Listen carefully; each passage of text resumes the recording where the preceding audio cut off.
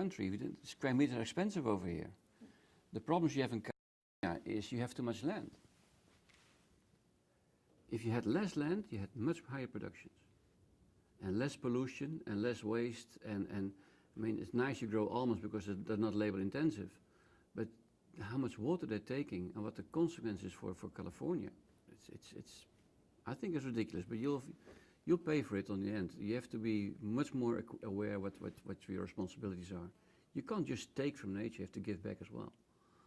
And California for me is taking, it's not giving back. I hope you're going to change that, and I hope that young people will see that you can't keep on harvesting. You have to invest again.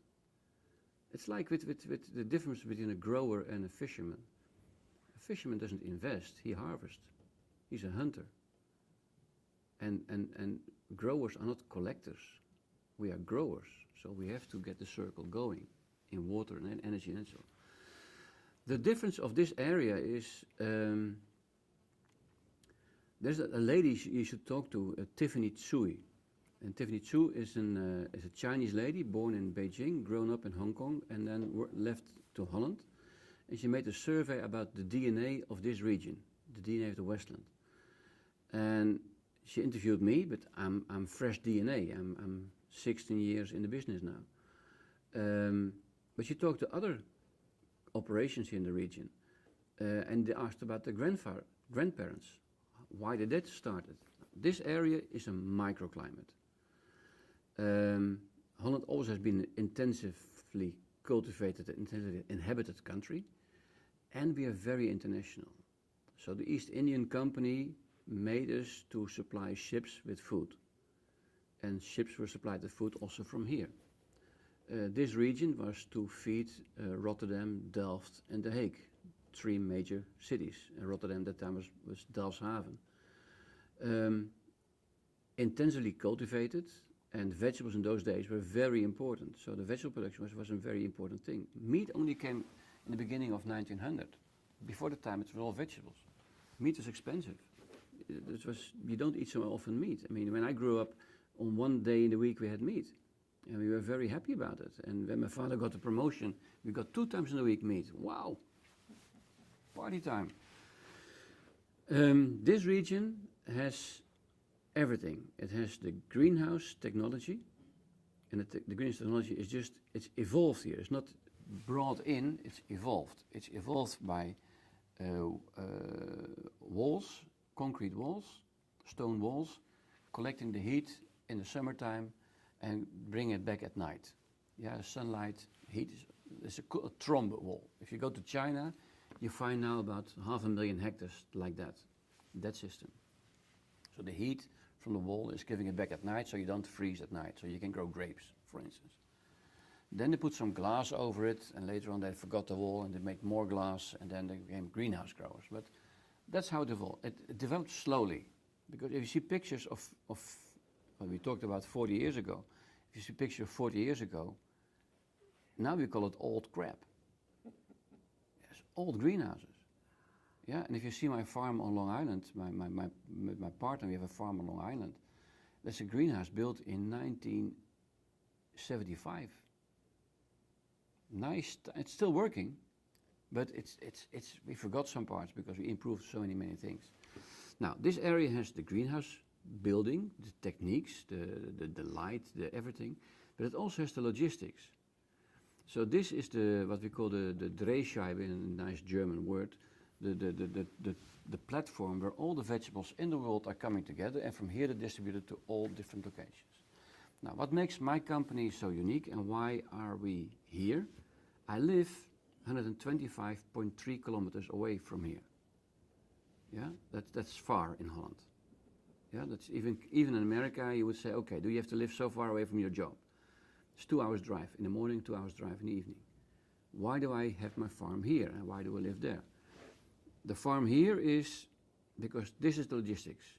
It's a microclimate and everything is here. And when there is, this is now the party month in the Westland, every party is discussion about horticulture, horticulture, horticulture, horticulture. So all neighbors talk to each other about innovation and they're just making it better and better and better.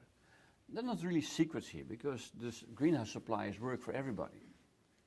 But if something goes wrong in my greenhouse, now, today, this hour, in 1 hour it's repaired.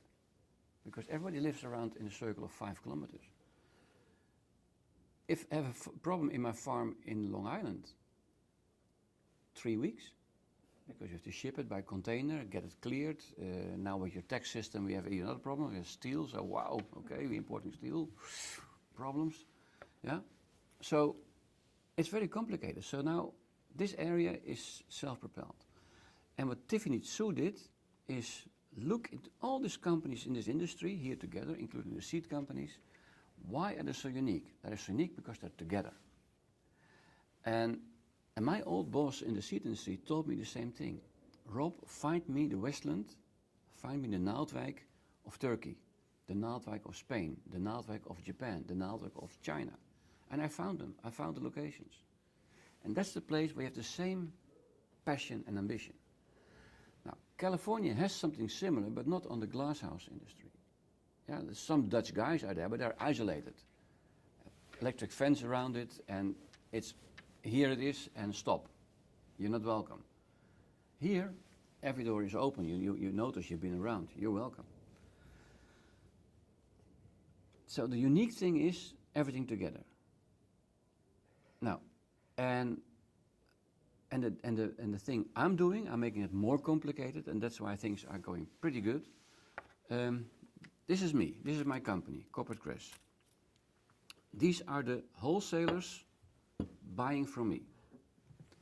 Those wholesalers export. 90% of my product is exported. They go to the importers. The importers selling it to the fine distributors. And the fine distributors selling it to chefs. And they sell it to consumers. 200, 2,000, 20,000, 200,000. Sorry, 200 million. 200,000, 200 million. So one more time. Cut. 1, 200, 2,000, 20,000, 200,000, 200 million. I make weird stuff. You will taste it.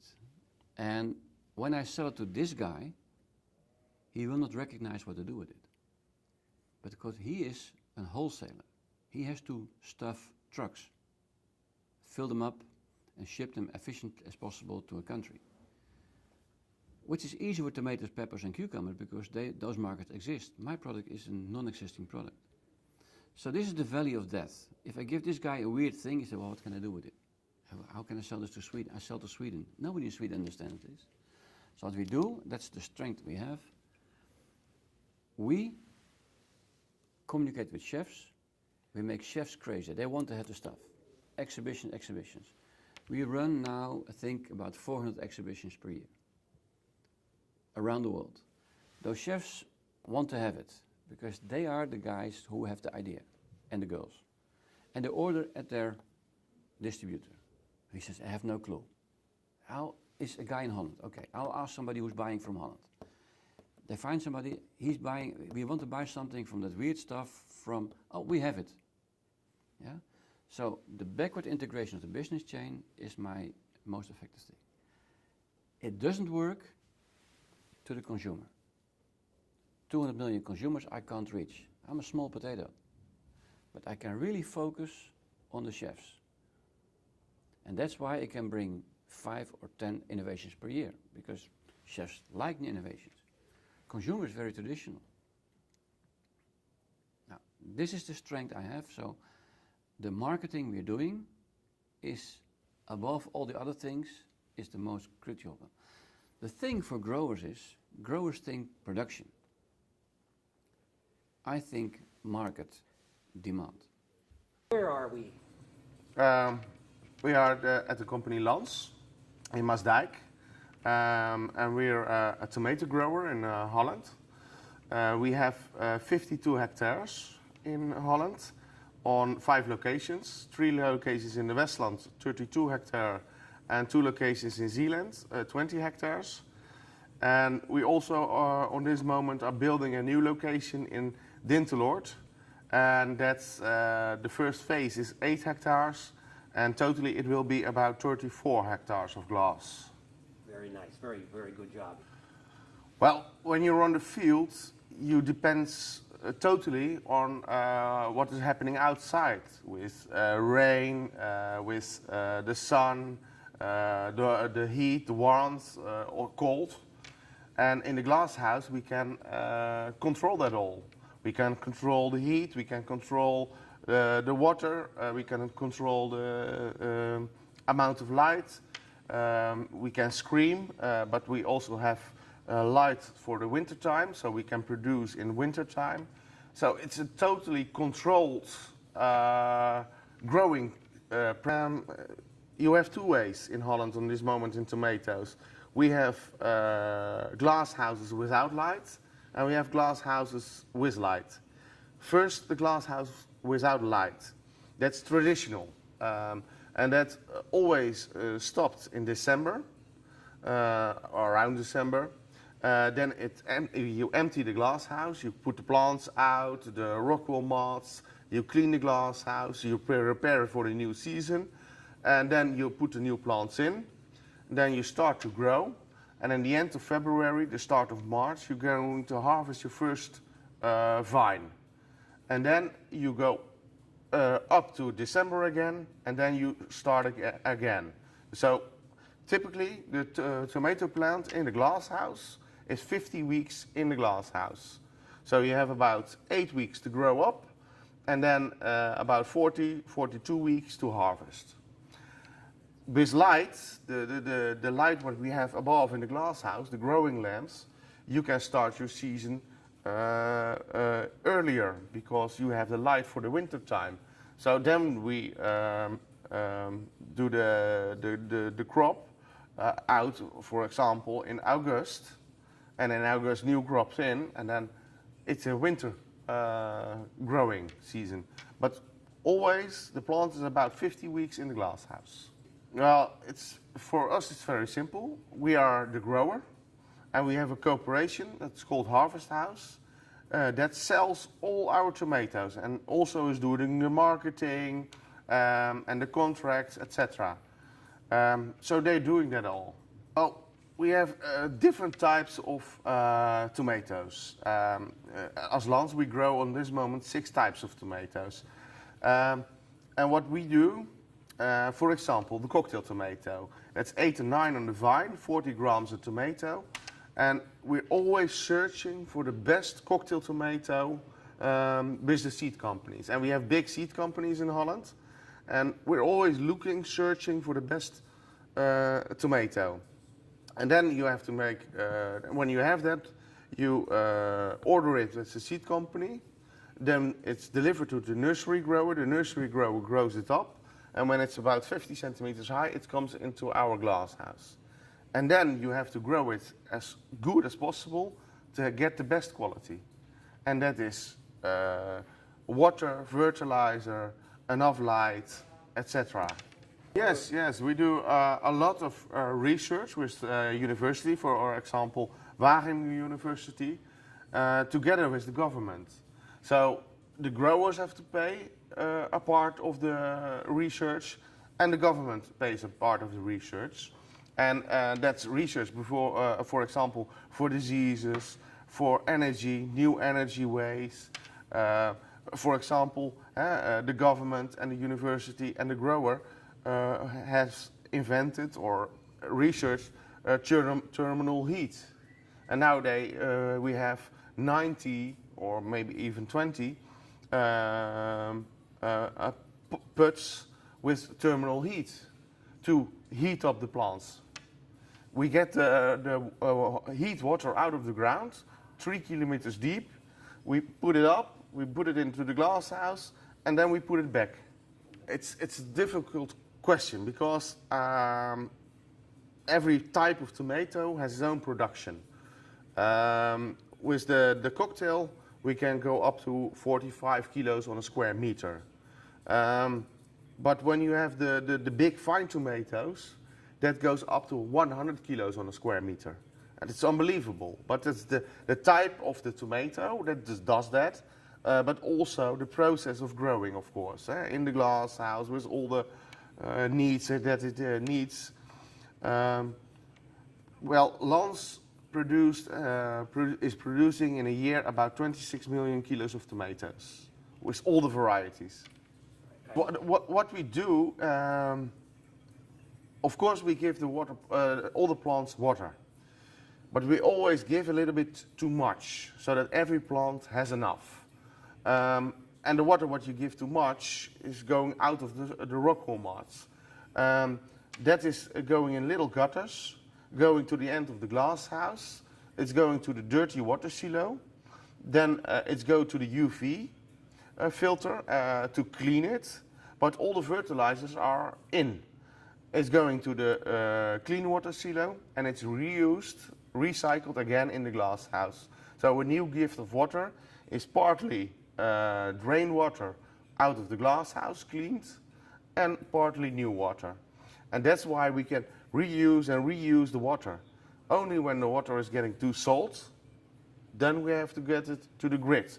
But we also have a solution for that now. So we reduce the salt level every time when it's going to be too high. So we can keep more water into the glass house. So for a kilo of tomatoes in Holland, in a regular glass house like this, we need about 13 to 15 liters of water for a kilo of tomatoes. But in the newest glass houses, that will be 4 to 5 liters of water for a kilo of tomatoes. And that is unbelievable. When you go to the south of Europe, that will be 60 to 80 liters for a kilo of tomatoes. And the further you go, the more liters of water it will be. That's incredible.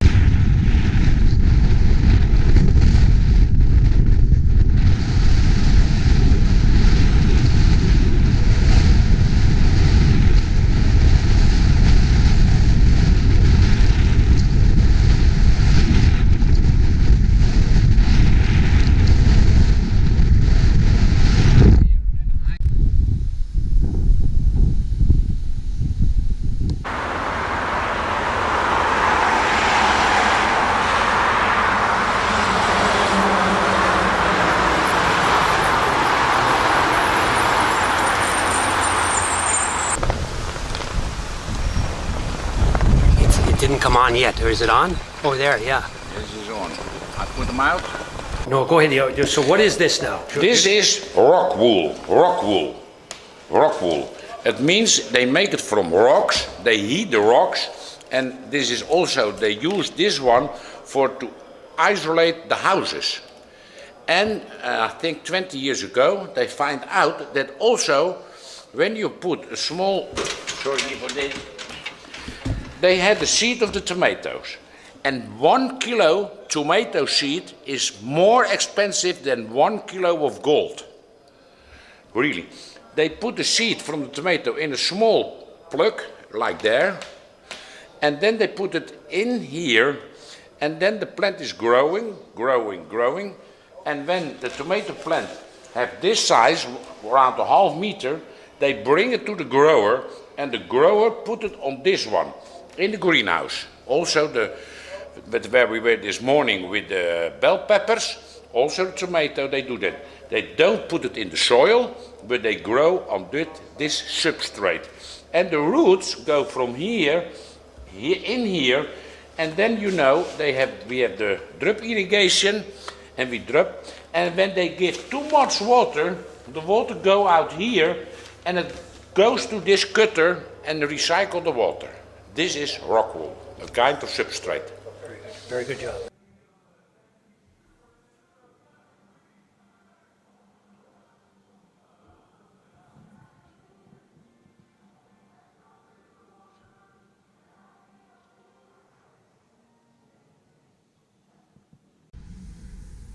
All right.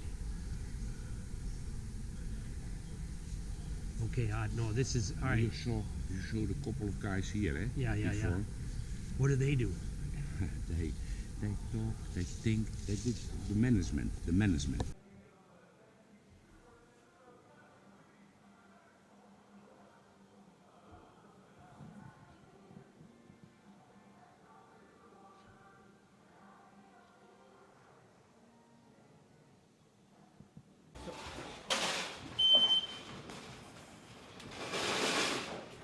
So we have people who work, you call them Maris and Miel, are paid by me somewhere. They belong to, not belong, but they work with our company. But there are also people or seasoned, only working for one season, and then they move out to their other company. Now he's charging his car with empty boxes, because you can't go up with full boxes because it's two-way. It's too difficult.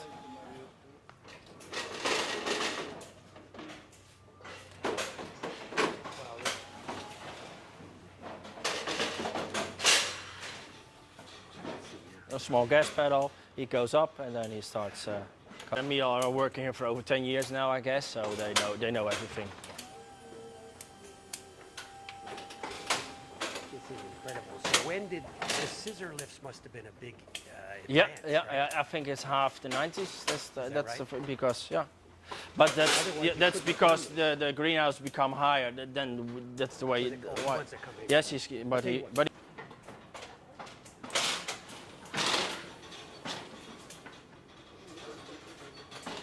Okay. Use of biological control. Well, this is an example of biological control, and it's something that we find out together with the University of Amsterdam and Koppert. Koppert is a commercial production company of biological control. And this is also another example. So what we do together with the industry, we source all around the globe what are very effective predators for pests in greenhouse crops. And then the bottom line is that you've reduced pesticides. Yeah, because we can use biological control. We can use biological control. We don't have to use chemical control anymore. It's even stronger because if we are going to spray with chemicals, we not only kill the pests, but we also kill the good ones, the natural enemies of the pests.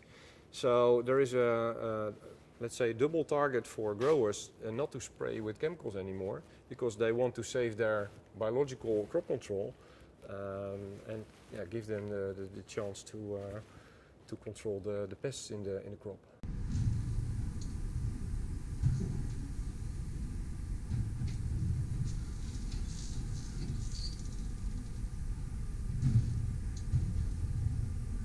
€1,000 one machine, and they harvest it with this machine. Now you see it's on the concrete path, but they can also move them here between the plants. And then it is a scissor lift it's in. They can go higher for harvesting. Now it's empty, but the employees, they had a coffee break now. When they come back, we can show you how they harvest the bell peppers. And okay, this is, you see, in the concrete pot here, it's an electrical line, it's induction, and they know where to go.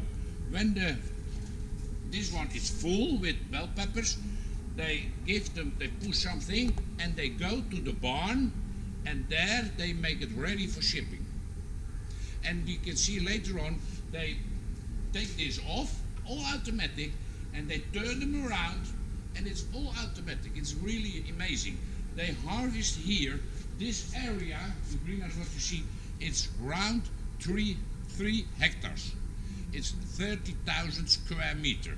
So they harvest around 40 kilograms the square meter a year. So you have 30,000 square meter, and when you do that with 40 kilograms, that is what they harvest a year. And all these bell peppers go to England. They have already sold.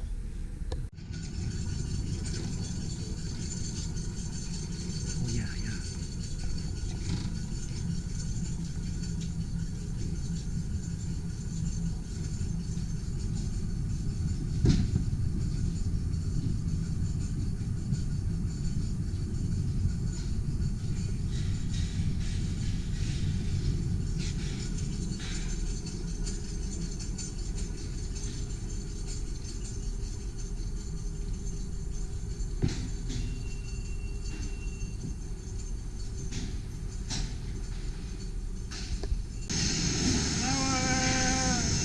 filling up the boxes All right, and checking. How many kilos they're in? 10 kilograms. 10 kilogram in each box.